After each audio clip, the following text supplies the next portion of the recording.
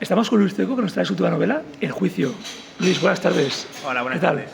Este es un personaje, una trama literaria apasionante, con un protagonista que está en breve por los cines, que es Goya. Cuenta un poquito cómo surge esta historia. Sí, llevamos mucho tiempo trabajando en la historia de Goya, años, pero claro, un personaje que tiene una vida muy larga, 4 reinados, muy complejo, ¿no? Entonces intentaba encontrar una trama más de misterio, más de peligrosa, ¿no? Que es a mí lo que siempre me gusta añadir a la novela. Y hasta que no llega a Los Caprichos, a la historia de la publicación de Los Caprichos, no podía avanzar con la novela, ¿no? Ahí sí que supe que había una novela, porque, bueno, la novela se conoce mucho por los grandes cuadros, ¿no? Por la familia Carlos IV, La mujer desnuda, por supuesto, el Queso de Alba, pero claro, su obra más libre y más personal son los grabados, son Los Caprichos. Y es una obra en la que estuvo trabajando años, que se pagó él mismo, se la financió él mismo porque nadie se la quería publicar, que además las estampas ahora que las vemos en los museos colgadas de las paredes realmente eran un libro, o sea, deberían estar todas encuadernadas, las 80 estampas, y que lo anunció en el mejor periódico de Madrid en primera página, la puso a la venta un 6 de febrero de 1799 y en menos de 15 días lo tuvo que retirar de la venta. Entonces, ahí es cuando encontré la novela, porque el pintor más importante de su época, cuando es el pintor del rey, cuando está en su apogeo, y hace su obra más personal y más importante para él desde el punto de vista personal, ¿qué ocurre para que en unos pocos días la tenga que retirar de la venta? Ahí surgió la novela. Aparte, Goya es un personaje muy oscuro, ¿no? Es un personaje muy atrayente. ¿Crees que ese halo de misterio hace de él un personaje muy llamativo al de acudir, literalmente? Sí, sobre todo que en el fondo es muy desconocido. Porque a todo el mundo le suena a Goya, ¿no? Pero Goya es un personaje realmente mucho más complejo que otros artistas, o sea, no solo es un genio, es mucho más. Y precisamente por este tipo de obras que hace, ¿no? que se compromete política y socialmente. Hay que tener en cuenta que él vive muy bien, es una estrella del momento. En sus cartas dice que a un amigo suyo le dice en esta época que todo el mundo en Madrid está loco con él. Pero es de un origen muy humilde, es de un origen muy humilde, le ha costado mucho triunfar. Con 40 años Goya no ha triunfado.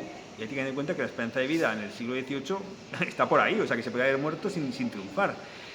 Y de repente coge y lo arriesga todo, ¿no? Entonces esto hace que el personaje, que además está sordo, esto es un detalle muy importante en la novela, se mueve en ambientes por el día, en ambientes muy cortesanos, muy de reyes, de aristócratas, pero por la noche en todo tipo de ambientes más oscuros, ¿no? Entonces claro que es un personaje muy literario, pero yo creo que es un personaje tan complejo que se le había tratado poco en literatura, o siempre se había hecho estereotipos, ¿no? Y además siempre a veces con leyendas, con historias que no eran reales. Realmente era coger el personaje, mostrarlo como es realmente, contar su vida, contar su historia, porque solo esa parte ya es de por sí apasionante. Y encima lo enlazas, lo ligas con un proceso y una figura española que es la Inquisición. ¿Cómo es ese proceso de investigación, ¿no? De qué parte real y parte de ficción? Hay una novela que parte de hechos reales que se ficcionan. ¿Qué parte de realidad hay y cuánta de ficción?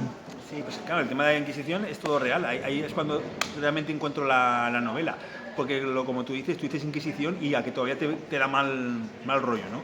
Pues claro, en el siglo XVIII la Inquisición ya está de capa caída, ¿de acuerdo? Es una institución antigua, que cabolí, que todo el mundo tiene claro, incluso dentro de la propia institución hay ilustrados que quieren acabar con ella, ¿no? Pero claro, todavía tiene fuerza, no la antigua, pero sigue teniendo fuerza.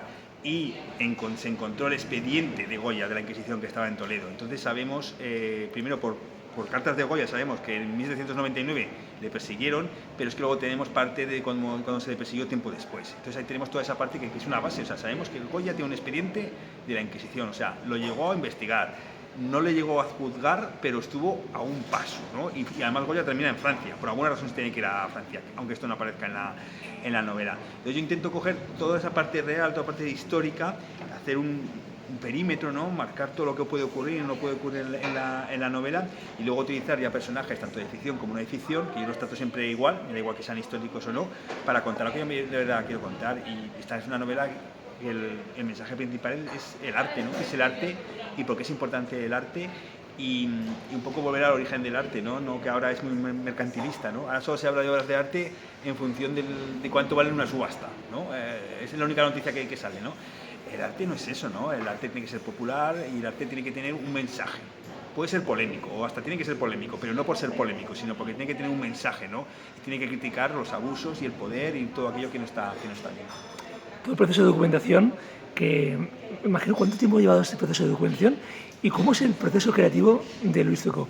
¿Eres madrugador? ¿Eres de las que la musa a las 8, 7 de la mañana, 5 de la mañana, como Reverte? Como, ¿te levantas pronto, tarde, por la noche mejor? ¿No hay horario de oficina? No, sí, claro, sí. Yo me suelo despertar a las 5. Bastante dogmático. Y trabajo toda la mañana seguro. Y luego por la tarde depende, o sea, ya son cosas menos creativas. O sea, la parte creativa es por la mañana, como que estoy más fino, como quieras llamarlo, ¿no? Y luego por la tarde ya no puedo hacer cosas tan creativas, tiene que ser cosas más de leer o buscar documentación, cosas más técnicas, ¿sabes? Eso por un lado. Y la parte de documentación, claro, la novela lleva años de trabajo porque estaba toda la parte histórica, pero aquí se añade la parte artística, ¿de acuerdo? Que es distinta. O sea, no es lo mismo entender el reinado de Carlos IV que analizar los cuadros de Goya. Es distinta, porque además los cuadros, cada persona ve algo distinto, hay matices, tienes que ir in situ muchas veces a ver el cuadro, porque es verdad que ahora puedes consultarlo todo online, pero no es lo mismo que tener una obra delante. Por ejemplo, hoy he ido a la Catedral de Valencia y no es lo mismo ver a San Francisco de Borja, los dos cuadros de Goya que pintó para la Catedral de Valencia en un libro, que tenerlos in situ y ver que miden más de 4 metros y cómo les da la luz y cómo es la capilla y cómo se conformaron. Entonces también hay muchos viajes, o sea que eso no se tiene muchas veces en cuenta, pero en estas novelas también se viaja mucho. Y también escribir o inspirarse, bueno, hemos leído en tu biografía, vives en un castillo. ¿Eso ayuda bastante a la hora de inspirarse y coger un poco ese ambiente medieval o histórico en este caso? Yo creo que sí, ¿no? Debería, ¿no? Además si digo que no queda fatal, ¿no? O sea, yo creo que sí que ayuda porque te sirve un poco para ponerte un poco en contexto, ¿no? Incluso quizás más cuando tienes algún periodo que no estás muy creativo, ¿no? Pues poder pasearte, ¿no? Intentar un poco decir, bueno, vamos a intentar imaginarnos también cómo son las cosas de aquí. Yo creo que sí, que bueno, es imprescindible vivir en un castillo para escribir. pero bueno, sí, yo creo que sí que ayuda. Pero también a veces ayuda un viaje, una lectura. O sea, yo creo que sí, que cada vez que tú tienes sus recursos para un poco cuando esas épocas que tienen menos creatividad poder encontrarla. Comentabas también hace un momento que hasta en Valencia, en la catedral, viendo obras que mucha gente igual desconoce. Mucha gente puede ir a la catedral de Valencia y no sabe que hay un Goya o hay una obra artística. A veces los escritores mostráis historias que otra gente no ve. Sí, claro. Y además es que yo creo que la literatura tiene que dar un paso hacia adelante, ¿no? Yo creo que en esta época que vivimos ahora hay muchos entretenimientos, ¿no? Hay mucho ocio, hay mucho, ¿no? Entonces, claro, la literatura, solo por entretenimiento, yo creo que no es suficiente. Hoy en día la literatura tiene que aportar algo. Lo que sea, pero tiene que aportar algo. Y yo en la mía, yo lo que aporto es aprendizaje también. Vas a aprender cosas, pero tú no te vas a dar cuenta. Ahí está la clave. O sea, esto es una novela de misterio y aventura, ¿eh? Cuando termine la novela, tú te vas a dar cuenta de que conoces un montón de cuadros y muchas cosas de arte, y no solo de Goya, de Velázquez. Bueno, es que eso también tiene que ser lo que aporta la literatura. Algo distinto, ¿no? Que te quede un pozo. Porque es que si no, solo por entretenimiento, yo creo que hemos llegado a un punto en que no, que tiene que aportar algo. Luis es una figura literaria que se mueve fantásticamente en la historia, en tramas. Dicen de ti que eres el Ken Follett español, pero tal vez igual Ken Follett sea el Luis Zucco anglosajón. Es que las corporativas son un poco... Ya, por eso digo.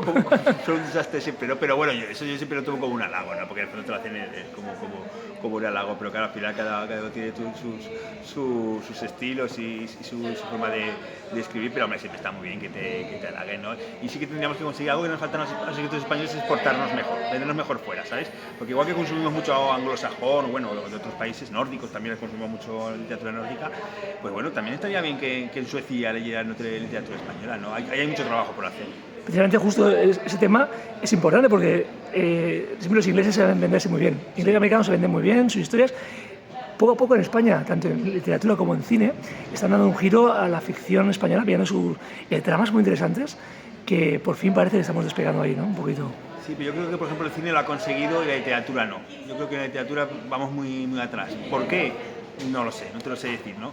Pero además teniendo la base de castellanohablantes que tenemos, o sea, que es que el español es muy fuerte en el mundo, tienes una ventaja, ¿no?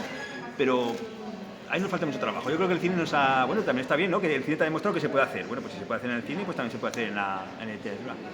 Luis, ¿es de los que cuando acaba la novela, ahora estás aquí, el libro aquí, te puedes a leerlo y dices, falta esto voy a metido, o voy a quitar esto, o una vez publicas te olvidas de ella y no... Me olvido por completo de ella, ni le he mirado. A ver qué te parece, digo, ¿qué me parece? No pienso abrirla. Tampoco leo las entrevistas y las críticas, ninguna. O sea, ¿Por?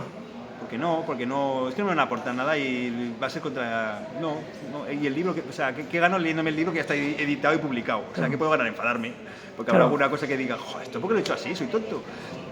Es que no voy a ganar nada más que cabrearme conmigo mismo, ¿no? Que es el peor cabreo que puede haber. Y las entrevistas, no, lo mismo, porque hay algunas que lo que puedes hacer es subirte demasiado el ego y otras lo contrario. Pues mira, no lees ninguna y ya está. Hablamos justo del cine.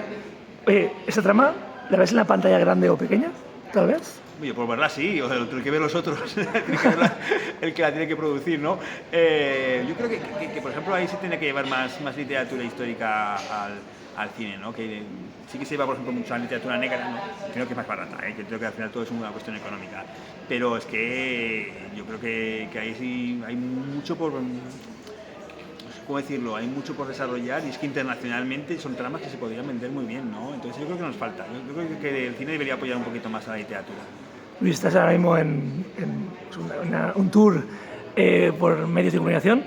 Me gustaría que me dijeras una pregunta que te gustaría que te hicieran a ti los medios y nunca te han hecho hasta ahora. ¿Con esta novela o en general? ¿En esta novela o en general? Hombre, yo creo que... es difícil, ¿eh? Porque al final preguntáis mucho, ¿eh? Vais variando. Yo creo que quizás pregunta un poco por los diálogos, por el desarrollo de los diálogos, de la parte más literaria, ¿no? Al final, como parece, como es novela histórica, solo importa la parte histórica. Pero es novela, o sea, la palabra primera es novela, ¿eh? La histórica es como después. Entonces yo, indagar más, no preguntar más por la parte literaria. Pues, por ejemplo, ¿cómo son los diálogos de tu novela? Pues, por ejemplo, hay unos diálogos muy complejos porque Goya está sordo. Entonces, en los diálogos que aparece Goya, que son muchos, obviamente, pues no es fácil hacerlo fluido, ¿no? No voy a estar constantemente diciendo que Goya coge una pizarrita y se la da a la otra persona y la otra persona la escribe y Goya recoge una libreta o lee los labios, o ¿cómo lo hace? Bueno, pues he tenido que desarrollar ahí toda una manera de trabajar para que sea muy fluido y no tener que estar interrumpiendo la narración, por ejemplo. Y es difícil tener un personaje sordo en una novela. Luis, imagino que estarás ya con borradores para la siguiente novela. ¿Te seguirás moviendo en este ámbito misterio histórico? Yo creo que sí. Siempre en una época histórica, pero puede ser cualquiera, eso no hay problema. Claro, para mí el siglo XX es histórico, ¿eh? Ya sé que mucha gente dirá... Somos viejos ya. Claro, pero los 50, o sea, la Guerra Civil, por supuesto, la Segunda Guerra Mundial, los 50, los 60, ¿qué tenemos que ver en la sociedad actual con los años 60? Nada. Con los 70, con los 80, pues yo creo que el 80 no es histórico ya, ¿eh? Mira, los 90 te compro que no, pero los 80... pasa totalmente, o sea, es otro mundo, no tiene nada que ver. Entonces, sí, pero claro, la historia es inabarcable, es eterna. Claro. Hasta entonces disfrutaremos de tu última novela, El juicio, la Inquisición contra Goya. Luis, un placer de verdad. Suerte. Muchas gracias.